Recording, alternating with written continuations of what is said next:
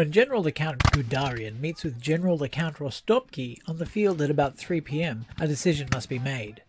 Will the Guards division be committed to battle in the north, or sent to support Lord Flavisham in the centre? Then General the Countess Penella rides up. Her cavalry have beaten the Royalist cavalry, and then made an unsuccessful charge on the enemy artillery, and are now falling back out of range of the guns. "What news, Countess?" Gudarian asks. "I have news from Flavisham," she replies. "The centre is holding fine. We should attack here. Break Gamalost and the day is ours."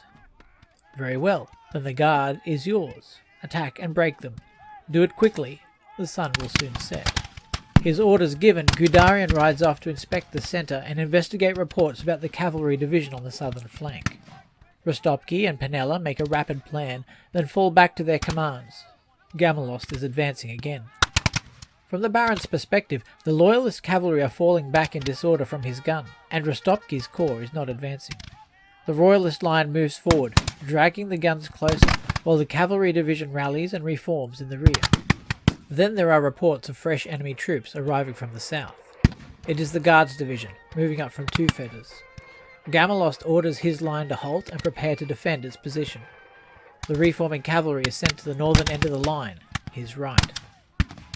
At 4 p.m, Rostopki's line starts to advance as the guns of the Guards division open fire. This is the first enemy artillery that Gamalost's corps has faced all day. Rostopki orders his right, the centre of the advancing line, to form an assault column. They will break the Royalist line here and end this war.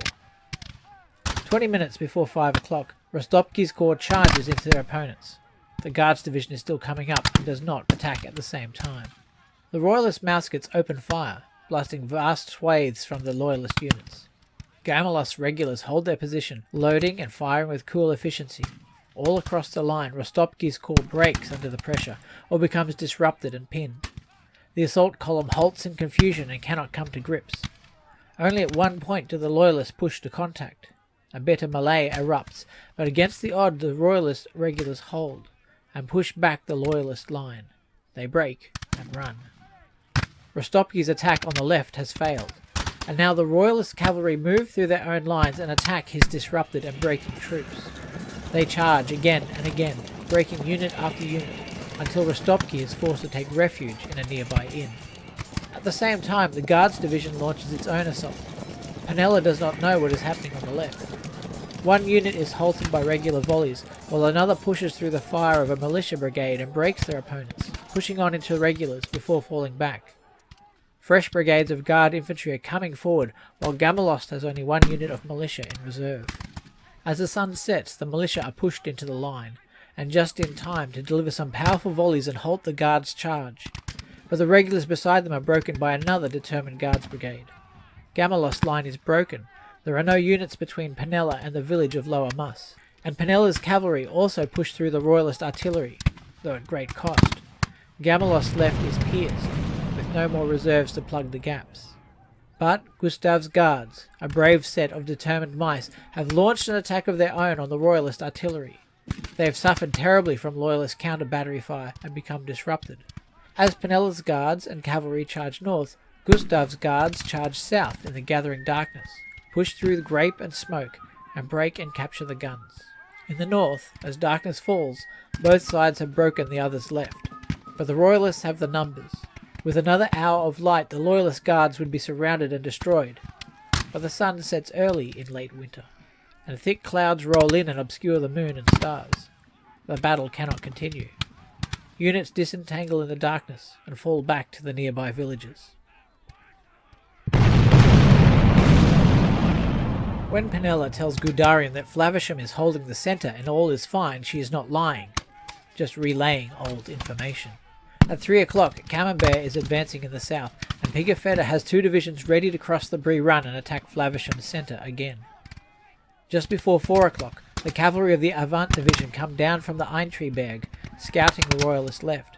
But Camembert has already committed to the attack. The infantry move forward and engage the last regulars of Mousecar's division, while a combination of militia infantry and heavy cavalry engage the end of the line behind Reclederhof. The attack is successful, and the Loyalist regulars break and retreat into the second line of militia, who panic and start to melt away. 5 brigades fall back in disorder, and suddenly the centre is no longer fine. Flavisham quickly rallies and redraws his lines. The Royalists attack again, but this time are driven away, as Pigafetta crosses the Bree Run in strength and prepares to attack. In the far south, the cavalry of the Avant Division are ready to attack Camembert's left, while on the Eintreberg, Gudarian arrives to speak with Moselton. History does not record what words pass between them, but the cavalry division starts to move immediately, to the north to support Flavisham, rather than to the east to support the Avant Division's attack. Moselton will survive the battle, but leave Gudarian's court and return to his estates in the country soon after. The race is on to see if Gudarian can get the cavalry into place to stem the Royalist attack, or if the setting sun will make it all too little, too late. The Avant Division attacks in the south, driving away some cavalry, but being stopped by militia infantry forming square. Pigafetta recalls his last heavy cavalry unit and sends them crashing into the Loyalists. These heavies will fight and break the Avant Division, chasing them back to the Eintreberg as the sun sets. In the centre, a Royal Guards brigade rushes forwards, bursting through desultory fire and then breaking the Loyalist line. Charging onwards into the confused mess of disorder behind, the Guards break or destroy 3 enemy units before coming under severe close-range artillery fire. The brigade halts, wheels, and charges up the hill, but it is too much. The artillery blast away with gusto. The Guards hesitate, halt, waver, then run, rushing into a unit of Loyalist militia at the base of the hill. They disintegrate, and the colours are captured. Flavisham stands on the Central top with his lone battery and a brigade of guards. All around him the Loyalist lines are breaking, falling back. To the south he can see the cavalry division moving north to his support. But then Pigafetta orders the attack, and 2 divisions of Royalist troops roar and charge. The last regulars break. Then another disordered brigade is overwhelmed, and 2 brigades charge up the Central top and sweep away the guns. Only Flavisham's guards and a disrupted unit of militia hold the hill, and the cavalry are still too far away to intervene. The Royalist regulars attack again. 1 unit is broken by fire, and a cavalry unit panic and refuse to charge. But the brave mice of the Quillota Brigade make the assault and battle the guard. As the sun sets, the last Loyalist soldier is cut down. The Central top has fallen. Gudarian orders the heavies to gallop. 1 brigade reaches the hill, but it is too late. The defenders form square and hold, and then darkness falls. The cavalry have come too late. Lord Flavisham is missing, presumed dead. His corps is broken, and the day is lost.